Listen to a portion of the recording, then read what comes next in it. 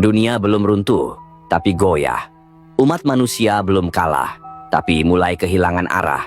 Kepercayaan pada pemimpin, sistem, bahkan masa depan, semuanya retak perlahan.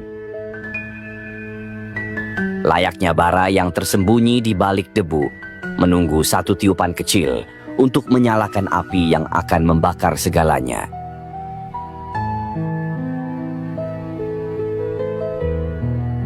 Dan bayangkan, ketika saat itu benar-benar tiba, ketika semua konflik ini meledak bersamaan.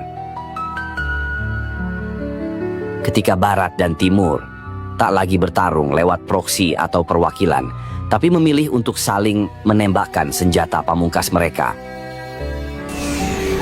Amerika dan Eropa bersama sekutunya membentuk satu front besar, berhadapan langsung dengan Cina, Rusia, dan Aliansi Timur. Dunia terbagi menjadi dua kubu besar.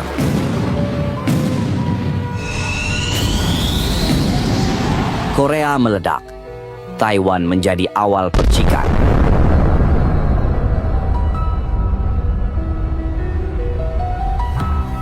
Lalu konflik merembet ke Timur Tengah, ketika Iran dan Israel menumpahkan seluruh persenjataan mereka. Kota-kota suci berubah menjadi ladang bara. Di Asia Selatan, dua negara bersenjata nuklir yang selama ini saling menahan diri, India dan Pakistan, akhirnya kehilangan kesabaran.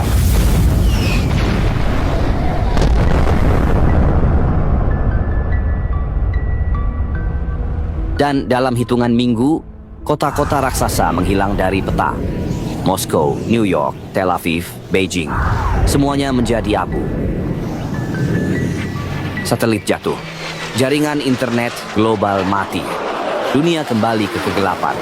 Tak ada pemenang, yang tersisa hanya kehancuran.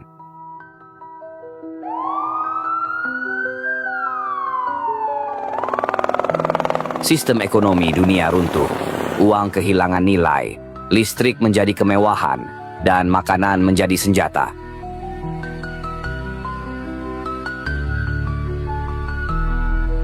Dan jika semua itu terjadi, negara-negara besar akan pecah, pemerintahan tumbang satu persatu, militer kehilangan arah, dunia menjadi reruntuhan kosong tanpa pemimpin dan tanpa kepastian.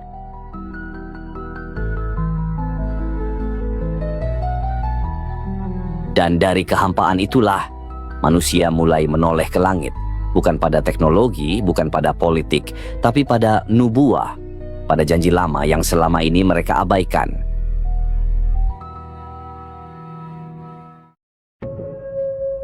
Dan akhirnya, muncullah harapan itu, bukan dari istana, bukan dari medan perang, tapi dari seorang lelaki saleh yang tinggal di Madinah.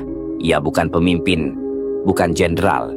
Ia dikenal hanya oleh segelintir orang karena kesalehannya. Diam, sederhana, tapi jiwanya bersinar di tengah gelap zaman.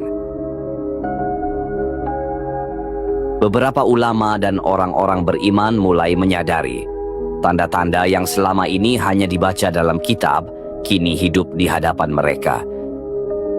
Ia bermimpi berulang kali tentang kehancuran dunia, tentang Ka'bah, tentang sebuah beban besar yang terus mendekat. Lelaki itu panik.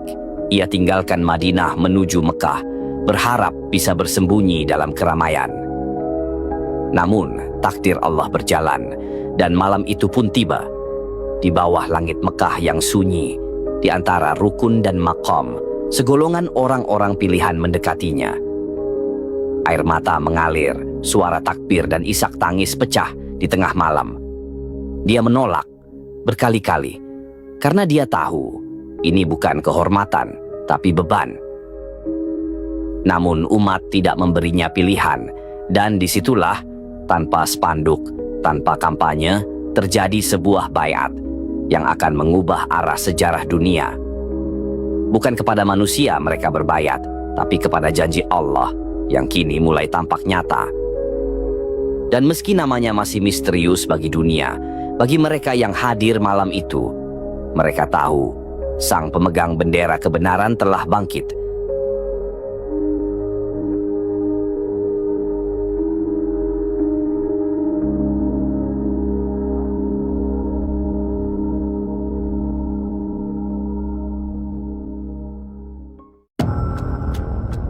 Malam itu di Makkah, seolah sunyi menjadi saksi bahwa dunia baru saja berubah arah. Namun di luar tanah suci, tak semua menyadari. Sebagian dunia tak percaya, sebagian mencibir, mencela. Siapa lelaki dari Madinah itu? Bagaimana bisa dunia berubah hanya karena sebuah baiat diam-diam? Namun kabar itu menyebar, lewat lisan ke lisan, dari hati ke hati. Bagi mereka yang beriman dan menanti, kabar itu bukan kabar biasa, tapi isyarat bahwa janji-janji Allah mulai nyata. Namun tidak semua menyambutnya dengan cinta. Kekuasaan yang merasa terancam mulai bergerak. Sebuah pasukan dikirim dari Syam, dari Damaskus, menuju Makkah. Mereka bukan membawa salam, tapi senjata untuk memadamkan harapan sebelum menyala. Namun takdir Allah lebih kuat dari rencana manusia. Saat pasukan itu melintasi padang pasir, bumi bergetar, langit bergemuruh, dan dalam sekejap, tanah membuka mulutnya. Seluruh pasukan ditelan bumi, tanpa tersisa. Itulah tanda langit pertama, yang tak bisa ditolak, tak bisa direkayasa. Dunia terdiam, bahkan yang membenci, kini mulai takut.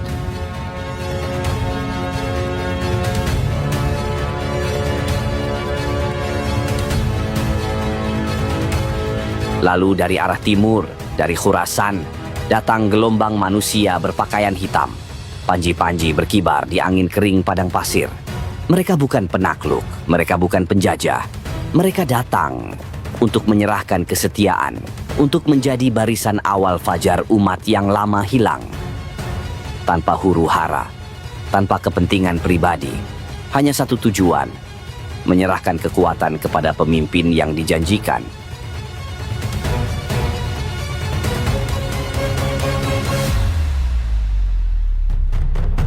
Dan di saat itulah, orang-orang mulai bangkit dari tidur panjangnya. Umat yang tercerai mulai melangkah mendekat. Langit belum bersih, tapi fajar mulai menyingsing. Umat belum menang, tapi tonggak kebangkitan telah ditegakkan.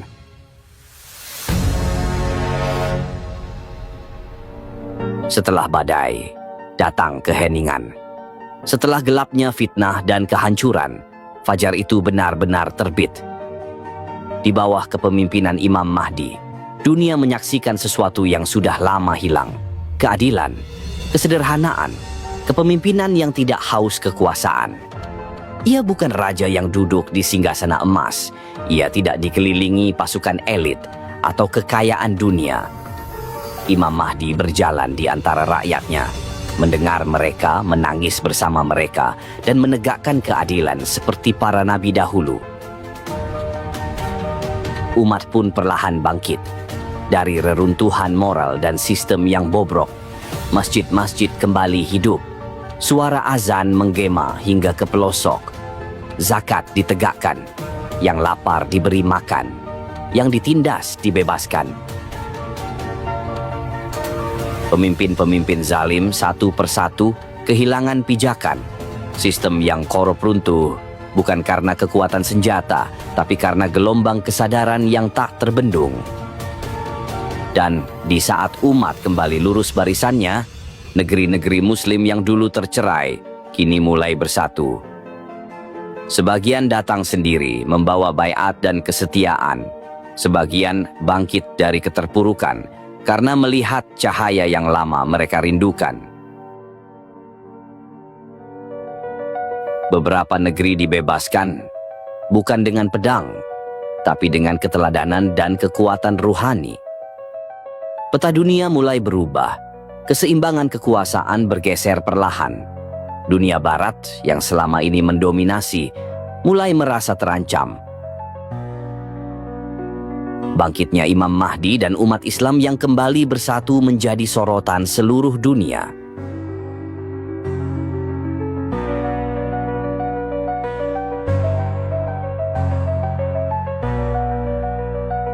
Namun kebangkitan itu tak diterima dengan tangan terbuka oleh kekuatan barat. Sebaliknya, mereka melihatnya sebagai ancaman besar. Panjang sudah jalan yang mereka tempuh untuk mendominasi dunia, dan tidak akan mereka biarkan sebuah kekuatan yang bersatu, yang tercerahkan, mengancam hegemoninya. Di balik senyuman diplomasi, perjanjian damai yang pernah dibuat antara kaum muslimin dan bangsa Romawi mulai dilanggar.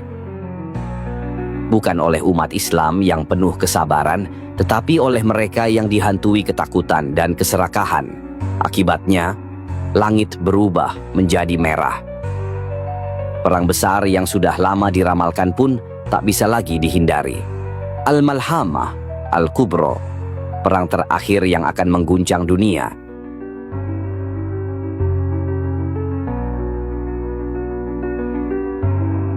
Perang besar ini bukan sekadar bentrokan antara pasukan, tapi adalah perang untuk menentukan nasib umat manusia. Kekuatan timur dan barat akan bertemu di medan perang, di titik pertemuan sejarah yang tak terelakkan. Kekalutan terjadi di kedua belah pihak. Pasukan yang dipimpin oleh Imam Mahdi datang dengan keyakinan dan keberanian. Pasukan barat yang masih memiliki senjata canggih dengan segala kekuatan teknologi menghadapi mereka. Namun, perang ini bukanlah tentang senjata dan taktik semata, melainkan tentang keyakinan, keimanan, dan kesetiaan pada Allah. Pasukan Imam Mahdi tak hanya dilengkapi dengan peralatan tradisional, pedang, tombak, dan kuda, namun dengan keteguhan hati yang tak tergoyahkan. Di tengah pertempuran yang mengguncang, pertolongan ilahi mulai terasa. Senjata modern tak mampu menembus tembok keimanan. Langit berpihak dan bumi menjadi saksi. Pasukan Muslim maju dengan keberanian yang mengguncang. Barisan musuh runtuh satu persatu. Kemenangan mengalir dari timur hingga ke barat. Dan akhirnya, Al-Malhamah Al-Kubro menjadi babak kemenangan umat. Panji hitam berkibar di atas tanah yang dulu porak-poranda. Negeri-negeri Islam bersatu kembali di bawah satu kepemimpinan dengan satu tujuan, menegakkan keadilan. Kini dunia tahu, kekuatan sejati bukanlah pada senjata, tapi pada hati yang teguh dan berserah kepada Allah. Perang besar ini bukanlah akhir, melainkan awal dari kebangkitan yang sesungguhnya.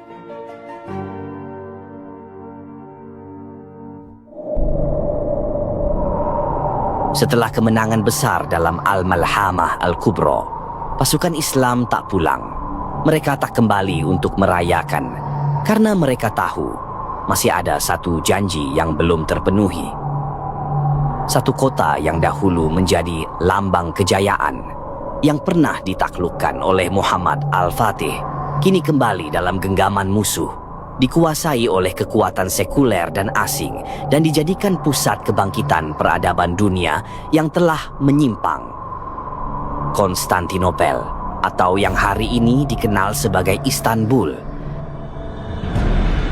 Dari Syam mereka bergerak, melintasi reruntuhan negeri, membelah medan yang telah rusak akibat perang global, dengan tekad yang tak bisa dihentikan. Imam Mahdi memimpin sendiri ekspedisi itu. Bukan dengan kendaraan lapis baja, bukan dengan serangan udara, tapi dengan pasukan berkuda dengan senjata yang sederhana, pedang, perisai, dan panji Rasulullah yang berkibar di depan barisan. Dan tibalah mereka di gerbang kota yang pernah disebut oleh Nabi sebagai kota yang akan ditaklukkan oleh kaum muslimin untuk kedua kalinya. Tak ada rudal, tak ada drone, tak ada suara mesin perang. Yang ada hanyalah gema takbir dan gemuruh kaki pasukan yang penuh keimanan. Dan saat mereka mengepung kota itu, kejadian yang disebut dalam hadis pun terjadi. Kaum muslimin memekikkan Allahu Akbar, dan benteng-bentengnya runtuh tanpa perlawanan berarti. Sebagian mengatakan, mereka tak perlu berperang keras karena kota itu ditaklukkan dengan zikir.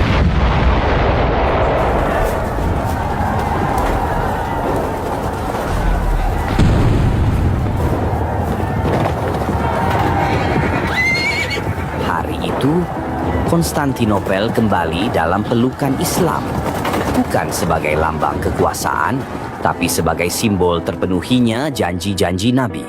Dan kaum muslimin pun bersujud syukur di tanah yang dahulu pernah menjadi saksi kejayaan para sahabat dan para mujahid.